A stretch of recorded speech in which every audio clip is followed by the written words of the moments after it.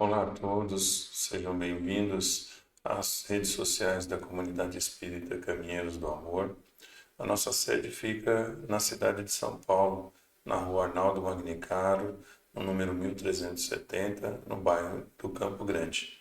Você também pode encontrar informações sobre as nossas atividades, tanto as espirituais quanto as sociais, e também informações sobre os cursos no nosso site caminheirosdoamor.org.br. Para quem não me conhece ainda, nessa encarnação me chamo Devanir e faço parte, do grupo de voluntários e trabalhador, da comunidade espírita Caminheiros do Amor. Hoje nós vamos trazer uma reflexão, estamos falando sobre o capítulo 9, Bem-aventurados os mansos e pacíficos. Hoje falaremos do item 6, a afabilidade e doçura. Então é importante, nós compreendermos bem este capítulo que, dentre as bem-aventuranças, fala muito sobre o comportamento, que a humanidade precisa ter para poder viver em harmonia.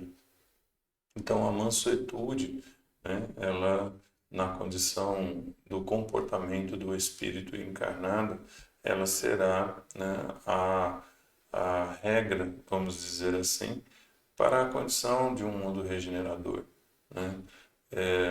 Ser manso de coração, ou seja, não querer causar transtornos, dificuldades, e pacífico, na condição de que quando houverem conflitos ou debates onde haja ali conflitos de interesse, ou muitas vezes divergências de opiniões, o pacificador ele procura fazer com que as partes compreendam que cada um pode ter razão naquilo que aponta, porque talvez estejam vendo a mesma coisa, mas de focos diferentes.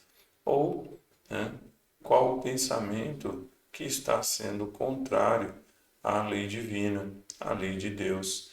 Então, o pacificador, com muito amor, com muito carinho, ele traz ali a paz e a tranquilidade entre aqueles que, porventura, às vezes por falta de conhecimento, ou às vezes por falta de uma evolução moral, estão ali tendo atritos que são desnecessários. Bom, então, antes de iniciarmos as nossas reflexões, vamos rogando a Deus, a sua infinita bondade, ao nosso querido irmão e mestre Jesus e aos espíritos amigos que nos amparem, nessa tarefa, que possam nos inspirar o melhor, que pudermos oferecer para refletirmos sobre esse ensinamento tão importante. Pedimos também que essa luz divina esteja no lar de todos, que esteja nos vossos corações, nos nossos corações, para que a gente consiga, tanto dentro dos nossos lares como nos outros ambientes fora dos nossos lares que convivemos, sermos nós, mansos e pacíficos, levando o amor em todos os cantos onde estivermos. Bom, e na leitura de hoje, nesse item 6, quem nos traz, uma reflexão sobre esse tema é Lázaro, que traz ali para a gente a importância, da condição da benevolência, mas nos chama a atenção que essa benevolência deva ser verdadeira, e não algo que nós vestimos, ou uma máscara que colocamos com a intenção de angariarmos ali entre aqueles que estão ao nosso redor uma aprovação ou tentar conquistá-los com algo que não temos. Então vamos à reflexão do texto para que fique mais fácil, para nós entendermos como que ele procura nos ajudar. Então estamos na parte das instruções dos Espíritos, para poder falar sobre esse tema da afabilidade e a doçura. Então ele nos traz aqui a benevolência para com os semelhantes, fruto do amor ao próximo, produz a afabilidade e a doçura, que são a sua manifestação. Entretanto, nem sempre se deve fiar nas aparências, pois a educação e o traquejo no mundo podem dar o verniz dessa qualidade. Quantos há cuja fingida bonomia, ou seja, bondade, é apenas uma máscara para o uso externo, uma roupagem cujo corte bem calculado disfarça as deformidades ocultas. O mundo está cheio de pessoas que trazem o sorriso nos lábios e o veneno no coração, que são doces, contanto que ninguém as moleste, mas que mordem a menor contrariedade, cuja língua, dourada quando fala face a face, se transforma em dardo venenoso quando falam por trás.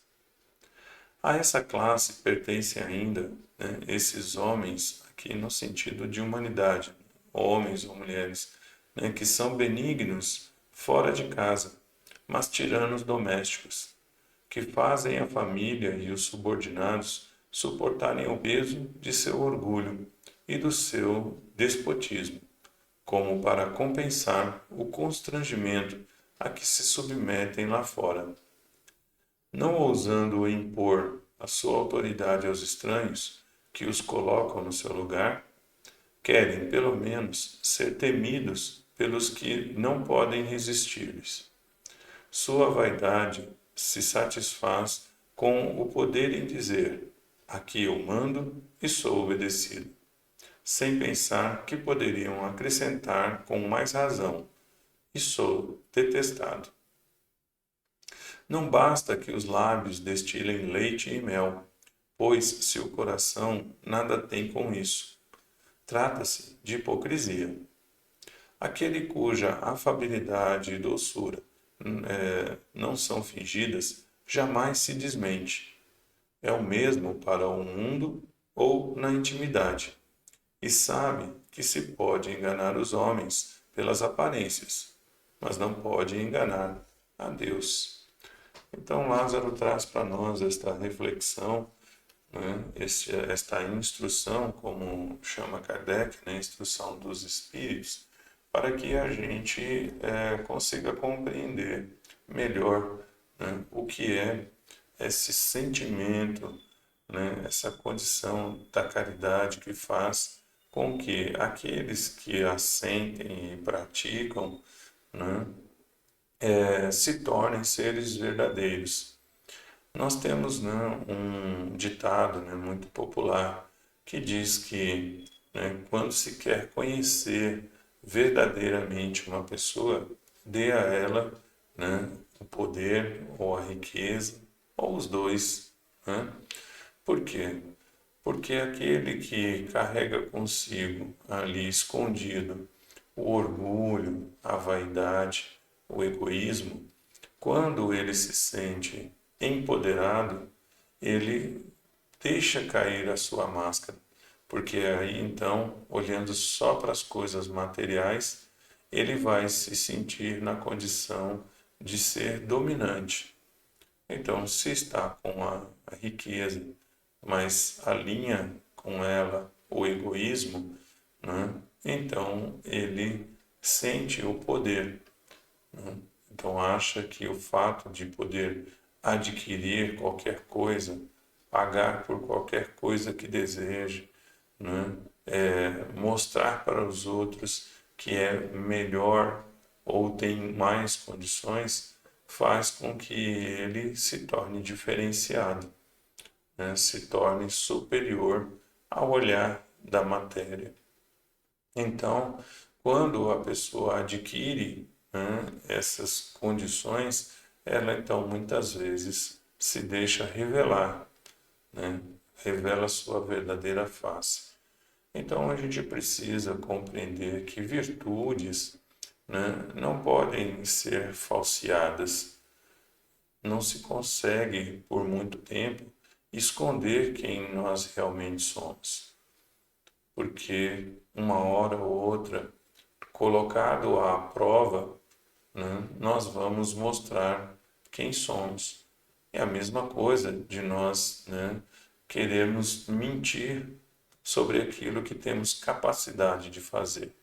Então vamos supor que eu, né, não sendo conhecedor da medicina, começasse a espalhar que sou um bom médico, que sei operar, que sei curar.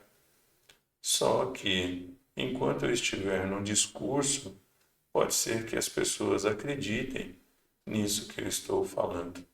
Só que pode ser que a vida me coloque diante de uma situação em que alguém, né, adoeça junto de mim ou sofra um acidente e requisite, né, este conhecimento que eu dizia ter. Só que naquele momento, só as palavras não vão funcionar. Eu teria que ter verdadeiramente este conhecimento para poder salvar uma vida. Então, se estava só no meu discurso e não em mim o conhecimento, eu nada vou conseguir fazer. Então, é a mesma coisa quando falamos sobre esse sentimento de amor e de caridade. Quando não o temos, nós vamos cair em contradição, né? Aquela condição que muitas vezes nós colocamos para refletir. Aquele que traz consigo a caridade, né, estando ali numa situação, vamos supor que tivesse 1 quilo de alimento e estivesse em necessidade. Só que o seu irmão aparece ali também em necessidade, mas está sem nada, não tem nada para se alimentar.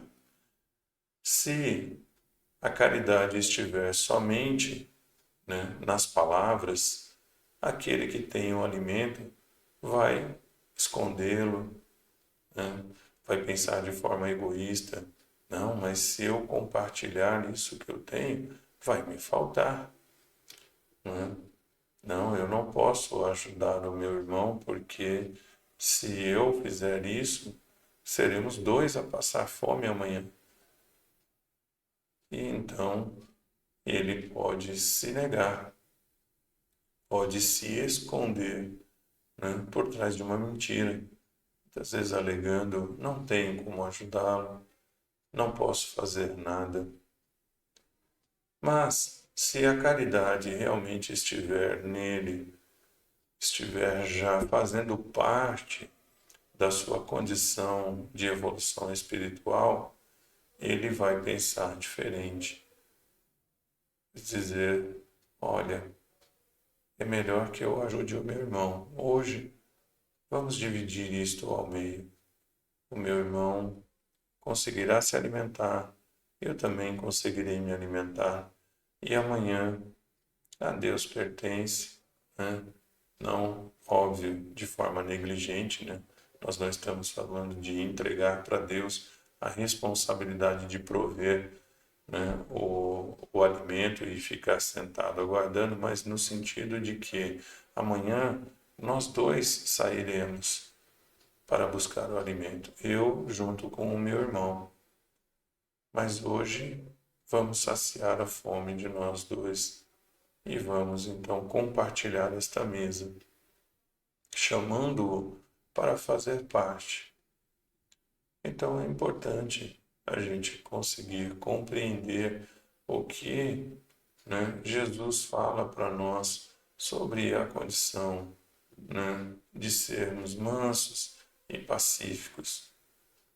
E aqui, como Lázaro nos traz, né, que essa mansuetude e, né, esse pacifismo faz com que a gente compreenda no outro a sua dor, compreenda o seu desespero, que ofereça a ele algo que possa fazê-lo, né, se transformar, que possa fazê-lo acreditar novamente, ter esperança, fazer com que ele possa se revitalizar na sua fé. Então, nós temos que ver que no mundo, né, hoje, estamos aqui em 2023, ainda carecemos de corações bondosos. Todos querem ter paz, todos querem ter harmonia. Então é importante, né, que a gente leve isso para todos, que nós possamos ter esta percepção da diferença que faz para o espírito essa transformação, carregando em si o desejo de ser amanhã melhor do que quando, né, hoje, refletindo sobre o que fez, percebeu que não conseguiu ser tão bom quanto ontem. Então, Lázaro, né, nos traz essa importante mensagem para que a gente, né, possa buscar verdadeiramente a transformação. Não é possível manter esse sentimento egoísta em nós. Somos chamados para a reforma íntima. Quem está no meio espírita já há bastante tempo ouve falar sobre a necessidade dessa transformação, sobre a necessidade de trocar os maus hábitos pelos bons hábitos. Isto é reformar. É reformar-se. Nós temos que começar a perceber esta necessidade em nós. Eu preciso trocar as coisas ruins que eu faço, ou os sentimentos ruins, ou os vícios ruins, né, por coisas boas. Eu preciso todos os dias fazer esse esforço. Eu preciso começar a colocar em mim mais sentimento de caridade. Praticar verdadeiramente. Buscar os corações em aflição.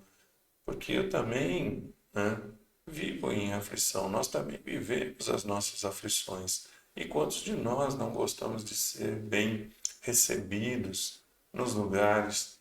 Quantos de nós não gostamos quando alguém nos dá atenção, quando alguém nos olha diretamente nos olhos, né? Tentando perceber quem somos nós? Quando não somos tratados como um número, como não somos tratados ali como um objeto, como uma coisa no meio da multidão ou, né, no meio dos objetos. Nós queremos, né, ter a atenção. Quando estamos na nossa dificuldade, na nossa dor, quando buscamos um atendimento fraterno, nós esperamos que a pessoa que ali está, que ela se interesse, né, por aquilo que estamos passando, que ela perceba, né, por mais que eu tenha dificuldade de falar, mas que ela possa perceber a minha angústia, a minha agonia e venha até mim antes que eu grite por socorro. Então nós temos que perceber muitas vezes isso dentro dos nossos lares, né, como foi trazido por Lázaro, ao invés de tentarmos trazer a discórdia, que nós possamos observar quem está a gritar, pedindo pela atenção, pedindo pelo amor, né? Pedindo pelo afago, ou até mesmo nós. Quando que nós vamos nos despir do nosso egoísmo e falar para aqueles que estão à nossa volta, dentro da nossa casa, me ajudem, eu não estou aguentando, sozinho não vou conseguir, eu preciso de vocês. Então, quando nos fala sobre a condição do nosso lar ser o nosso berço das provas e expiações, não nos falam a espiritualidade para nos colocar em condição de revolta ou de olharmos para aqueles que estão no nosso lar como nossos inimigos de existências anteriores. Não é isso. É o nosso berço de provas e expiações, porque nós precisamos, junto com aqueles membros que estão ali, evoluirmos juntos, corrigirmos as coisas que são necessárias para vivermos em harmonia. Então nós temos que trazer para dentro dos nossos lares o pensamento e o sentimento do Cristo, trazer o Evangelho para o nosso lar, colocá-lo em prática. Não dá para termos o Evangelho nas nossas falas e não termos nas nossas atitudes. Não faz sentido para o espírito em evolução criar uma máscara para se apresentar para os outros, sendo que quando deixarmos esta matéria, nós vamos nos apresentar na espiritualidade, desnudos de qualquer alegoria que tenhamos construído aqui. Porque no nosso retorno, a espiritualidade que nos ampara nos receberá por aquilo que somos, não por aquilo que fizemos aparentar enquanto encarnados. Se vivemos uma vida inteira de falsidade, será um tempo em que perdemos a oportunidade de nos mostrarmos quem nós somos realmente, com os nossos defeitos, mas também com as nossas qualidades.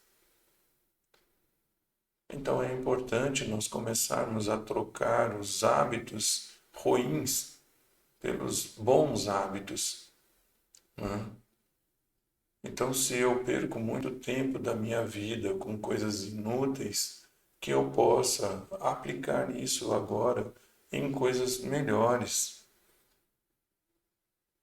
Se eu estou precisando progredir intelectualmente, então que eu deixe aquele tempo em que eu fico cuidando da vida do outro, para servir ali de maledicência, que eu fico interferindo na vida das pessoas, querendo mostrar para elas que elas estão erradas e eu estou certo, querendo fazer com que as pessoas pensem igual a mim, não tenham o direito de formar o seu próprio raciocínio. Então que eu gaste isso, troque esse tempo que eu dedicava lá a prejudicar as pessoas, que eu possa então dedicar a minha melhoria no conhecimento intelectual. Se não é esse a minha dificuldade, então que eu ocupe o meu tempo, que eu gastava com coisas inúteis, em fazer algo pelo próximo. Que eu possa me dedicar junto com outras pessoas ou individualmente a fazer algo para servir a alguém. Se eu tenho uma habilidade que possa construir algo para o meu irmão, que eu possa colocar isto em prática, que eu possa ocupar a minha mente em coisas boas, em ler uma história num asilo, que eu possa ler uma história num orfanato, que eu possa ajudar jovens e adolescentes com o conhecimento profissional que eu adquiri, se eu já estou numa condição em que tenha tempo disponível para poder auxiliar, nas folgas do meu trabalho, um dia por semana, que eu possa ir lá orientá-los, mostrá-los que a vida fora tem os seus desafios, mas que são todos importantes para que eles possam crescer, para que eles possam evoluir, que eu possa fazê-los compreender a vida para que eles enfrentem os desafios. Eu não vou poder impedi-los de viver os desafios que eles têm, mas eu poderei ajudá-los a transpor esses desafios de uma maneira em que possam sofrer menos. Porque é assim que Jesus veio nos mostrar. Porque ele diz, você está cansado? Vem até mim. Né? Você que não está aguentando aí o seu fardo, vem a mim que eu vou te aliviar. Mas Jesus não fala isso dizendo que vai tirar o fardo do nosso ombro e carregá-lo. Não.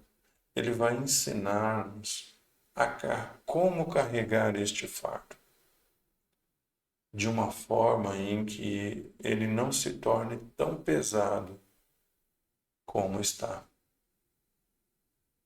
Porque sendo ele o caminho, a verdade e a vida, nos mostra como sermos melhores amanhã. Ele alcançou isso. Ele foi criado como todos nós, simples e ignorante, mas atingiu a condição, né, da perfeição para nos orientar, para servir como instrumento do Pai, para auxiliar a nós em evolução. Então vamos observar o nosso papel nesse contexto todo. Como que nós vamos conseguir servir a este projeto tão grandioso de Deus que é a evolução? Sairmos de uma condição de nenhum conhecimento para um conhecimento pleno. Todos nós vamos colaborar para que isso se faça a verdade. Então todos nós vamos doar um pouquinho de nós para o todo. É isso que Deus espera. E só se faz isso com amor. Sem amor, não se consegue fazer nada. Jesus já nos ensinou isso. Paulo reforçou isso para nós. E os demais espíritos bondosos têm nos ajudado todo o tempo com esse pensamento, com essa reflexão. Então, que Deus nos abençoe. Espero que eu tenha conseguido trazer um pouquinho daquilo que entendi sobre os ensinamentos deste tema. Né? Capítulo 9, Bem-aventurados os mansos e pacíficos. O item 6, Afabilidade e doçura, trazido pelo Espírito de Lázaro. Muito obrigado a todos. Fiquem com Deus. Que Deus ilumine os vossos lares sempre. Muito obrigado.